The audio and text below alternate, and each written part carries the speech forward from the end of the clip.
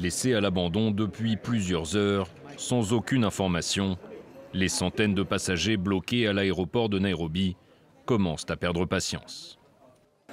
J'aimerais que l'aéroport nous communique plus d'informations. Combien de temps allons-nous attendre et où devrons-nous aller? Car pour l'instant, tout le monde se marche dessus. À l'origine de cette grève surprise, un appel du syndicat des travailleurs de l'aviation kenyane qui craint que l'acquisition projetée de l'aéroport par la société nationale Kenya Airways n'entraîne une vague de licenciements économiques. Nous ne pouvons pas laisser une entreprise en faillite comme Kenya Airways prendre le contrôle de cet aéroport. Prise de court par le mouvement social, les forces de l'ordre ont dispersé les grévistes à coups de grenades lacrymogènes, provoquant des scènes de panique. Plusieurs personnes, y compris des voyageurs, ont été blessées dans la cohue et une demi-douzaine de grévistes ont été arrêtés.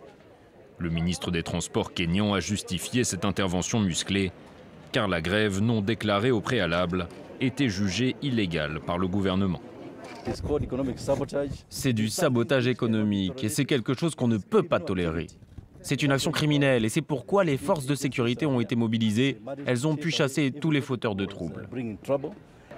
Selon le ministre, des discussions entre son cabinet et le personnel de l'aéroport portant sur le projet d'acquisition sont en cours depuis plusieurs semaines.